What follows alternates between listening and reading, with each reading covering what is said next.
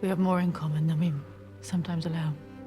Welcome to ScreenCrush, I'm Rhaenyra. House of the Dragon is great. I am loving this series, and it is a worthy successor to Game of Thrones. However, there's a pretty major flaw with the series in this first season that I'm afraid will drag the show down in later seasons. And that flaw is that the story is telling us to take sides. But what do you mean by that? Let me explain. House of the Dragon has finished its first season, but there's still a lot of story to tell. That story, of course, is the Targaryen Civil War, aka the Dance of Dragons. It's also known as the Dying of the Dragons. So without spoiling too much, this Civil War is the biggest reason that dragons and House Targaryen are weakened to the point of a near extinction in Game of Thrones. We've recently even made a video on how that may have happened. The Targaryen Civil War focuses on two sides, both claiming to be the rightful rulers of Westeros. One side, the Greens, are led by Queen Alicent Hightower and Aegon II, her oldest son with King Viserys.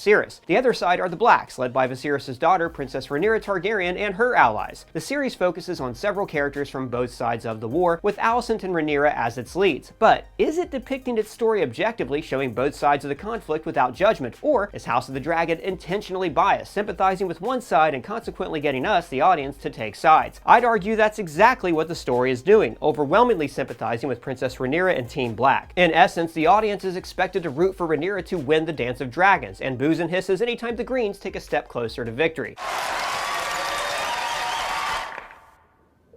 In a Today Show poll leading up to the season 1 finale, a whopping 85% of people said they side with Rhaenyra. That's astounding. 85% of people can't agree on anything anymore, but nearly everyone watching the show is Team Black. So I'm going to name a bunch of clear examples of how the show is manipulating the audience through its writing and direction to side with Rhaenyra. And after that, I'll explain why it makes sense for House of the Dragon to do this, but also why maybe the show shouldn't, and how it can take a more balanced view of the conflict in future seasons. Hey Doug, do you remember that really cool painted table where Daemon planned out his strategy? Yeah, the one that Stannis and Daenerys also used in Game of Thrones. Yes, that one. So our friends at Zero Edition made a shirt of that table. But here's the awesome thing. Remember when they lit the fires under the table and it made the whole table light up? Well, when you look at this shirt with an augmented reality app on your phone, a frickin' dragon comes up and sets fire to the table just like in the show. Oh, that's so awesome. Right? But instead of burning it away, it actually reveals more details to the map, like names and terrain. Plus, there's just a dragon floating around your body setting fire to everything. Man, that's awesome. That shirt's really cool. Yes, it is. But if any of you want one, it is a limited edition item. And I'm also going to be studying this shirt to predict where the battles are going to be taking place in Season 2. Also, it might make a good icebreaker at holiday parties. Someone likes the shirt. I break out the app and I finally make my first friend. I thought I was your friend. You are, buddy. High five. So click our link in the description to check out this awesome new shirt from Zero Edition. Now, back to what I was saying. For those of you who don't know, House of the Dragon is adapted from the book Fire and Blood. Now, Fire and Blood isn't one of the Song of Ice and Fire novels that take place 2 centuries later. Those novels detail the War of the Five Kings and the looming invasion of the White Walkers from north of the Wall. Currently, there's 5 of those novels, with George R. R. Martin's next book, The Winds of Winter, expected to come out when Hell freezes over. Instead of a traditional literary novel, Fire and Blood is actually a historical text that exists in-universe in A Song of Ice and Fire. That is, the book that we're reading is available word for word in Westeros, where Samwell Tarly can check it out from the library in Old Town. Now, because of this, it's written by an unreliable narrator. It's not an omniscient third party that knows exactly what's happening or what characters are thinking, like in Game of Thrones. Instead, it's written by Westerosian Archmaester Gildane, who writes down what he thinks happened based on fictional primary and secondary sources. Buy my book! Buy my book! Buy my book! These sources come with their own natural imperfections and biases, and Gildane points out that certain accounts of events even conflict with one another. House of the Dragon is presented differently. Like Game of Thrones and most other TV shows, we're expected to believe that everything we're seeing happen is actually happening. That just happened. But even though we're to assume the events are literally happening, that doesn't mean that the show is unbiased. Far from it. Stories, TV shows, movies, comic books, whatever, usually have a perspective on which side we're supposed to empathize with. For example, in Sam Raimi's Spider-Man, we see the origin stories of both Spider-Man and Green Goblin. But even if you didn't know the name of the movie you're watching, it's pretty clear who you're supposed to be rooting for. Spider-Man? Right, Spider-Man. Filmmakers often guide the audience's emotions by using music, cinematography, editing, and of course writing. Oftentimes you'll start subconsciously siding with the character without even realizing it. That's what happened in the first season of House of the Dragon. We, the audience, have been guided to root for Rhaenyra. Because of the creative choices made by the show's producers, writers, and directors, we'd be very disappointed if the Blacks were to lose in the war against the Greens. Broadly speaking, there's 2 ways the show is going to do this. 1, it's presenting Rhaenyra and her allies in a sympathetic light. 2, it's presenting Alicent and her allies in a negative light. Let's face it, several members of Team Green are the human embodiment of characters that we just love to hate. All right, but I'm gonna let you finish, but I gotta bring something up. Yeah, Doug, what is it? You keep calling Rhaenyra's side the blacks and Alicent's side the greens. I don't see any green. Well, that's how the supporters of each side come to be known in Fire and Blood. The color of House Hightower, Alicent's bloodline, is green, while the colors of House Targaryen are black and red. But what is green? What is red? I have no idea what you're talking about. It's kind of a person thing, Doug. Well, then it's stupid then. If they were dogs, then they'd see there's no reason to fight, because really, we're all the same. That's really sweet, buddy. High five. Although everybody's butt does smell a little bit different. Too much information, moving on. Anyway, let's look at how the show is clearly favoring the blacks. While Rhaenyra and Alicent are effectively co-leads of the series, right off the bat, we're meant to side with Rhaenyra. The pilot episode gets right to the heart of the matter. Viserys needs a strong heir to the throne after the death of his wife and newborn son. Now, traditionally, the crown has always passed to the eldest male heir. This was how Viserys got the Iron Throne in the first place, despite his cousin Rhaenys having an otherwise stronger claim. Without a son, Viserys' brother Daemon would traditionally be next in line. But Viserys breaks with tradition when he names his daughter Rhaenyra as his heir. Daemon is immediately presented as reckless and violent compared to Rhaenyra's quiet and wise beyond her years demeanor. When Viserys tells Rhaenyra about Aegon's prophecy that a Targaryen must rule when the White Walkers invade, he makes it clear to her and to the audience that Daemon would jeopardize that prophecy. I never told you. Daemon was not worthy of the Iron Throne. Rhaenyra was. By connecting Rhaenyra's claim to the conflict we saw depicted in 8 seasons of Game of Thrones, House of the Dragon suddenly gives us a strong interest in making sure that she succeeds Viserys and no one else. The scene of Viserys naming his daughter heir and the lords of the great houses, including a Stark, swearing their fealty to her is portrayed as a triumphant moment for the character. One episode in, we're already invested in the goal and motivations of her character, whether we knew it at the time or not. This continues in the second episode, where we're presented with 2 antagonists to Rhaenyra's protagonist, Prince Daemon and Otto Hightower. Daemon seems ready to start his own civil war over the throne, stealing a dragon egg and fortifying Dragonstone. When Rhaenyra speaks up at the small council and says they need to show strength, she's confronted by Otto, the Hand of the King. This political intrigue and the weight of the choices a leader must make is part of what makes shows like Game of Thrones and House of the Dragon so great. It's the heavy lies the crown in action. Debating what moves to make when no move is safe is the source of great drama. Some of the best scenes of Star Trek The Next Generation were Captain Picard quietly debating tactical options with his crew. But by House of the Dragon's second episode, it is immediately clear that we're just meant to side with Rhaenyra and not Otto Hightower. When Rhaenyra flies in and reclaims the egg from Daemon after Otto has failed, it's again played as triumphant. And by now, the show has made it clear. Rhaenyra good, Otto bad. By episode 3, Viserys has married Rhaenyra's best friend, Alicent. Now, although we have no real reason to dislike Alicent at this point, the fact that this was orchestrated by Otto Hightower already has us leaning against her. Once Alicent has a son with Viserys, Rhaenyra's claim to the throne is muddied. Aegon's claim as a firstborn son to the king is not to be taken lightly. But Viserys doubles down on his decision and tells his daughter to fight for her right by marrying and birthing male heirs. He wants her to strengthen her claim. He even swears on her mother's memory that he will not change his mind, despite having been so desperate for a male heir in the pilot. Viserys' commitment to Rhaenyra makes it very hard for the audience to root against her. By extension, it makes it very hard for us to root for Alicent's son, Aegon. The brewing tension between Rhaenyra and Alicent turns to hostility after Rhaenyra lies to her about sneaking out and having sex. While Rhaenyra didn't lie when she told Alicent that she and Daemon hadn't slept together yet, she did lie about basically everything else. You lie! I don't lie. I protect. But Alicent isn't really given a strong reason to end their friendship over this. It's implied that Alicent is less upset about her friend lying to her face and more about the fact that Rhaenyra is allowed to go do whatever she likes and live her life, while Alicent is stuck in the Red Keep performing her wifely duties. I don't blame Alicent for being slighted by this. It's not fair, but it's also not Rhaenyra's fault. And Alicent's overreaction turns the audience off and pushes us to lean toward Rhaenyra's side even more. When Alicent wears a green dress to the wedding feast for Rhaenyra and Laenor Velaryon, she's vocally expressing her disapproval for Rhaenyra's claim to the throne. She's planting the seeds of the Civil War. Without strong enough justification to defy Viserys' wishes and shake up the status quo, the audience isn't given much reason to condone this move. Alicent Hightower is not a two-dimensional, unlikable character. Far from it. But look at what choices Alicent makes, at least the ones the writers chose to focus on. When Alicent demands to see Rhaenyra's newborn son, the show devotes a long, harrowing scene of Rhaenyra walking up the stairs just minutes after giving birth. She can come to us, all right? Unless you wish to carry me down those stairs. She refuses to let Alicent see the child without her present. Now, this is because this child, a male heir, strengthens Rhaenyra's claim and hurts Alicent's. Now, Alicent probably wouldn't choke the baby to death, but she does want the baby dead. And by demanding to see the child right away, there's a threat implied. Because of the implication.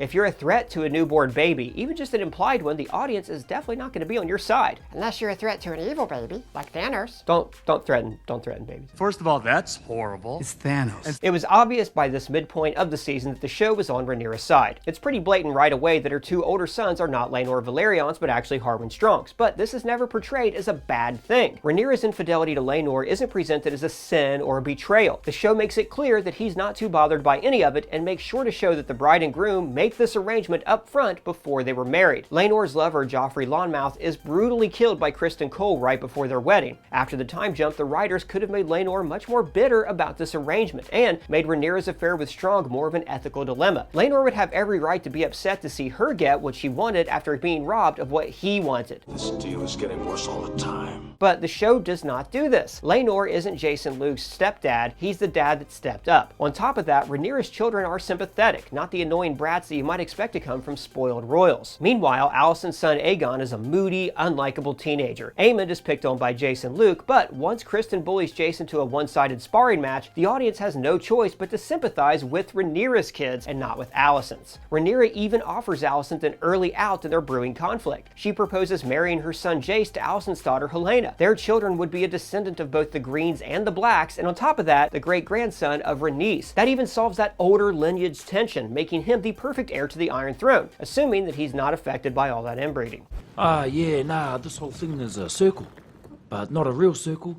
More like a freaky circle. By turning down this reasonable offer, Alicent further alienates herself from the audience. It's one thing for a character to have their back against the wall, but by pushing aside a hand offering peace and inviting war instead, it's hard for us to take your side when that war comes. By the final few episodes of the season, we're firmly in Rhaenyra's camp. When the Sea Snake's brother contests Jace's claim to Driftmark, it's not portrayed as another move on the chessboard, but an obstacle that needs to be overcome. When Vaemond openly slanders Rhaenyra, Daemon slices off his head. The shocking act plays as another cathartic badass moment. No one seems too sad to see Vaemond go. At the final family dinner before Viserys' death, nearly everyone on Rhaenyra's side of the table takes the high road when dealing with Alicent's side. Even Helena seems to prefer the company of Jace over her own husband-brother.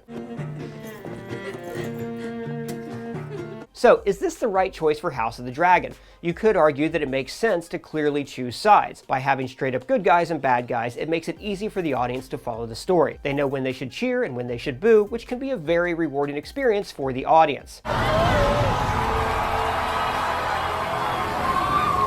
Stripped to this core, this black and white, or rather black and green, approach to storytelling is just storytelling 101. Pure, uncut conflict. Why would we want it any other way? Well, let's go back to that crazy moment where Daemon gives Vaemond a tongue lashing.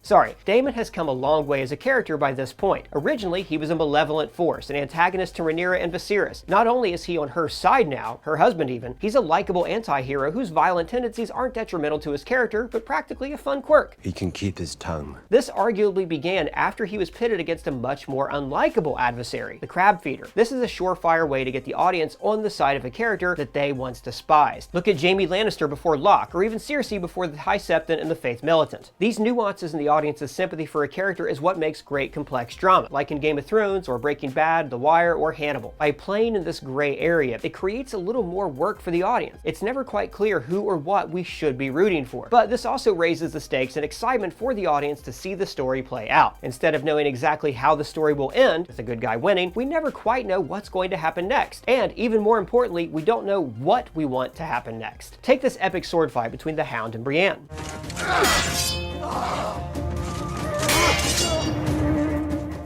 Now, who's the good guy here? Arguably Brienne, since she's trying to rescue Arya. But we've spent a few seasons at this point getting attached to the Hound, and we know that he'd never actually hurt Arya. Quite the opposite. That's what you're doing? Watching over her? Aye, that's what I'm doing. Each strike in this fight has the audience cringing. Who's gonna land the fatal blow? We don't want either side to lose. The tension of this scene is off the charts. Now imagine that tension played out not just in one sword battle, but throughout an entire civil war. The Dance of the Dragons implies that we're going to see a lot of dragons fighting one another in the coming seasons. Arax versus Vhagar was just the beginning. If we care equally about both sides, then the audience can experience the true tragedy of a civil war, of a once great house destroying itself. It enriches the drama. So how can the show get to that point in season 2 and beyond? How can it better balance the audience's sympathy between the Greens and the Blacks? Well, there's already 2 characters the show has given a little wiggle room for the audience's sympathy, Alicent and Aemond. Unlike in the book, Alicent's very surprised when she finds out that Otto has already been planning to seat Aegon on the throne. You can see she has some inner conflict about this whole thing. Even if she agrees that Aegon should be king, it's not until she mistakes Viserys' final wish that she's ready to act on it. She also still has some love for her former BFF and goes to lengths to protect her. She tries to get to Aegon before Otto precisely so she can guide the new king into a more peaceful transition, one without kinslaying. Her goal, seating Aegon and not Rhaenyra on the Iron Throne, is still the same, but the audience can now relate better to why she wants it because of how she goes about it. Reluctance to murder is not a weakness. If the show continues to build on this more nuanced version of Alicent, it will play with the audience's allegiances, like with Brienne versus the Hound. And the same goes for her second son, Aemond. Early in Aemond's story, we see him bullied for not having a dragon, one of the few times Rhaenyra's kids were played off as jerks, although so is Aegon. So when he does risk his life to tame a dragon, it's played from the audience's perspective, with the audience aligned with him. In other words, it's not like we're planning to root for Vhagar and hope that Aemond gets incinerated on the spot. Rather, Aemond has a heroic story arc. He was bullied for not having a dragon. He risked it all to get one, and now he has the biggest dragon of them all. Later, when Viserys dies, Aemond is shown as the more level-headed one when compared to his older brother Aegon, and he's better skilled with a sword. If one of Alicent's sons had to be king instead of Rhaenyra, Aemond would actually be an easier pill to swallow. Aemond seemed like he was on a course to become a likable rogue, like his uncle Daemon, but the death of Luke may have undone any goodwill that he had. There's still hope though. While Aemond did want to scare and maim his nephew, he didn't really want to kill him. He tried to stop Vhagar. Maybe his guilt for firing the first shot in the Targaryen Civil War will push him even further toward redemption. The Greens need more morally gray characters like Aemond. If the only ones fighting for Alicent's cause are one-dimensional, unlikable characters, it'll rob a lot of the coming conflict of any drama and tension. We want more scenes like Brienne versus the Hound, where the audience has a tougher time choosing sides. But the final episode really committed to siding with Rhaenyra. She tried very hard to avoid war, and was possibly even considering Otto's generous terms of peace. But the death of Lucerys and the final shot of the season make it clear. Rhaenyra is out for blood, and now so is the audience. All the pieces are in place to make House of the Dragon a balanced story. Both sides have strong claims to the throne. If Alicent, Aemond, and the rest of the Greens are shown in just a little more of a sympathetic light, it'll be a lot more exciting to see the Dance of the Dragons play out. This is why House of the Dragon needs to take a more nuanced approach. Rather than getting a battle in every episode where the audience is either bummed out that their side lost or cheering that their side won, each week should come with strong feelings of dread, fear, and excitement. Emotions that will make the show linger with us long after the credits roll. The Iron Throne looms larger than me. But what do you think about all this? Do you think that House of the Dragon should be taking sides? Let me know in the comments below or at me on Twitter. And if it's your first time here, please subscribe or smash that bell for alerts. For ScreenCrush, I'm Ryan Airy.